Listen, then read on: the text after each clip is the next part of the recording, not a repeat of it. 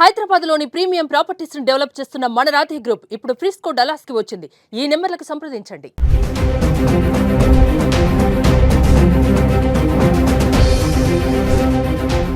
నమస్తే, welcome back to Suman TV. Present మనతో పాటు ఉన్నారు అనలిస్ట్ మందరి కృష్ణారెడ్డి గారు.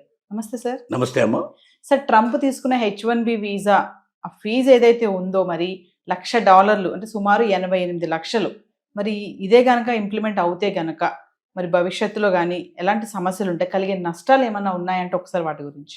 ట్రంప్ తీసుకున్న నిర్ణయాల్లో ప్రతి ఒక్క నిర్ణయం ఎంతో కొంత ప్రపంచంలో అన్ని దేశాల మీద కొంత ఒక ప్రభావం పడుతుంది.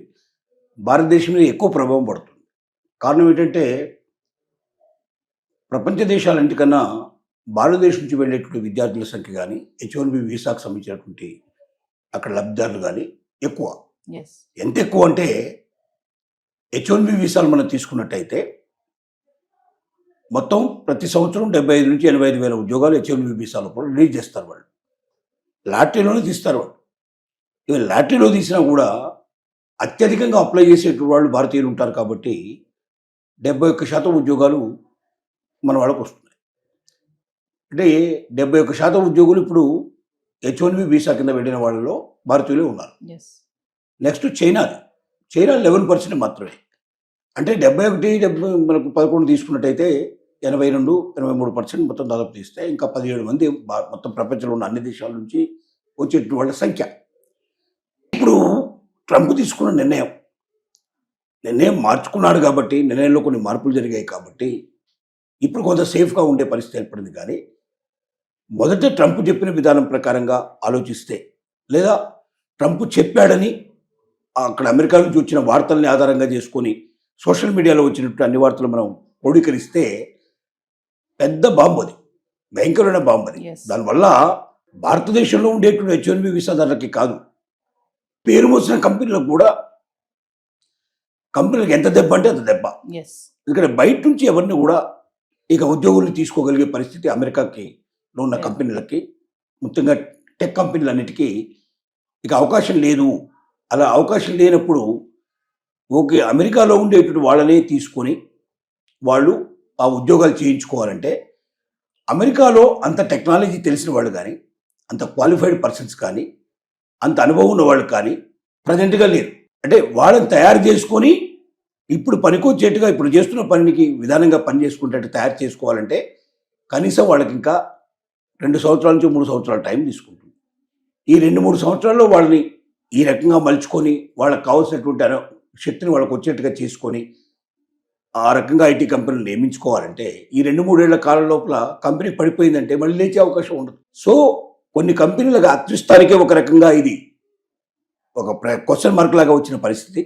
రెండోది, భారతదేశం మీద తీసుకున్నట్టయితే 71% భారతీయులు H1B వీసాదారులే అయినప్పుడు విపరీతమైనటువంటి దీని మీద ప్రభావం పడే పరిస్థితి ఏర్పడింది. అంటే ఎన్ని కుటుంబాల మీద. ఓకే, ఒక్కసారి చెల్లిస్తే సరిపోతుందని గతంలో చెప్పలే. ఇంతకుముందు మనకు సెప్టెంబరు 21 తారీఖు మన రాత్రి వరకు ఉన్న వార్తలు ఏంటంటే ప్రతి సంవత్సరం $1,00,000 చెల్లించాలి.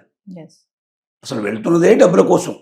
చాలా ఫ్రాంక్గా మాట్లాడుకోవాలంటే వెళ్తున్నది డబ్బుల కోసం. ఎక్కడికి ఆ డబ్బులని వాడికి, సంపాదించే డబ్బులని వాడికి కట్టేస్తే వీళ్ళకి ఏం మిగులుతాయి? వచ్చే ఆదాయంలో 50% ఎక్స్పెండిచర్ కిందకి పోతుంది అక్కడ గ్యారంటీగా. మినిమం ఎక్స్పెండిచర్ 50% లేకుండా కొంతమంది అయితే చిన్నగా తక్కువ సంపాదించే వాళ్ళైతే మొత్తం డబ్బు ఖర్చుల కింద పోతుంది. ₹1 కూడా మిగుల్చుకునే అవకాశం లేదు. ఏమైనా పెద్ద ఉద్యోగాలు చేసేవాళ్ళు, ఎక్కువ రాబడి ఉండే వాళ్ళకి 50% ఖర్చుల కింద పోయి 50% కనీసం ఆదాయ కింద మార్చుకొని దాన్ని ఏమైనా కుటుంబాలకు పంపించుకోవడానికి కానీ, ఇక్కడ ఏమైనా ప్రాపర్టీస్ అవి ఏర్పాటు చేసుకోవడం కానీ, కొంతకాలం అక్కడ పనిచేస్తే ఆ తర్వాత వెనక్కి వచ్చినా కూడా ఇక్కడ జీవితాంతం హాయిగా ఉండడానికి అవకాశం ఉంటుందన్న భావంతో చాలామంది ఈ దేశాన్ని వదిలిపెట్టి అమెరికా వెళ్ళడానికి పోతున్నారు. అంటే సార్, ఒక విషయం చెప్పండి సార్. అంటే మనం ప్రతి వీడియోలో మాట్లాడుకున్నాం, అంటే ఇంకా స్కిల్, టాలెంట్ ఉన్న వాళ్ళనే తీసుకోవాలనే నిర్ణయమే అంటారు. అంటే ఇప్పుడు ఇవి వచ్చినటువంటి కొత్త నిర్ణయం కూడా ఇంకా ముందు కూడా స్కిల్ ఉన్న వాళ్ళకే టార్గెట్ పెట్టుకొని వాళ్ళకే జాబ్స్ ఇచ్చేటట్టుగా చేయడం అనేది లక్ష్యం అంటారా? 2-3 రకాల లక్ష్యాలు ఉన్నాయి దీంట్లో. అది ఒకటే లక్ష్యం కాదు. డబ్బు ఉన్నవాడు ఉన్నాడు, స్కిల్ లేదు వాడి దగ్గర, ఆయన డబ్బు కట్టి వెళ్తాడు కదా అక్కడికి. అప్పుడు మరి స్కిల్ ఉన్నవాడు వచ్చినట్టుగా ఎట్లా అవుతుంది లెక్క? అంటే ఇక్కడ ఏంటి అంటే ఒకవైపున $1,00,000 చొప్పున పే చేసినట్టయితే సంవత్సరానికి కొన్ని బిలియన్స్ అక్కడికి నాకు వస్తాయి, డబ్బులు వస్తాయి, ఈ డబ్బుతో నేను కొన్ని అప్పులు తీర్చడానికి అవకాశం ఉంటుందనేది ట్రంప్ చెప్పిన ఒక మాట. ఎస్. రెండోది ఏంటంటే ఓన్లీ పర్ఫెక్ట్ పర్సన్సే వస్తారు అక్కడికి. అంత డబ్బు కట్టి రావాలంటే ఎవరు పడితే వాళ్ళు రారు. ఖచ్చితంగా వాళ్ళకి క్యాపబిలిటీ ఉండి, ఆ రంగంత మేధాశక్తి ఉండి, అమెరికాని సంపద పెంచగలిగేవాళ్ళు, అమెరికా లోపల ఇంకా గొప్పగా అమెరికాని మలచడంలో కూడా ఉపయోగపడేటువంటి వాళ్ళు, అలాంటి వాళ్ళు మాత్రమే వస్తారు. చెత్త మొత్తం పూర్తిగా ఆగిపోతుంది అని చెప్పడానికి ప్రయత్నం చేశాడు తను. కానీ దీని అన్నిటి వెనుక ఉన్న కుట్ర ఏమిటంటే భారతదేశం మీద అక్కసు. ఒకటి, అమెరికా పౌరులకి తను ఇచ్చినటువంటి వాగ్దానం ఏదైతుందో లోకల్గా ఉండేటువంటి ఐటీ ఎంప్లాయీస్, అక్కడ ఇప్పుడున్న నిరుద్యోగుల్లో తీసుకున్నట్టయితే ఎక్కువ మంది ఐటీ ఎంప్లాయీసే నిరుద్యోగులు ఉన్నారు. కానీ ఐటీ ఎంప్లాయీస్లో ఎంతమంది క్వాలిఫైడ్ అంటే ఈ కంపెనీలకు పనికి వచ్చేట్టుగా ఐటీ వాళ్ళు ఉన్నారు అనేది పెద్ద అనుమానాస్పదమైన విషయం. ఎస్.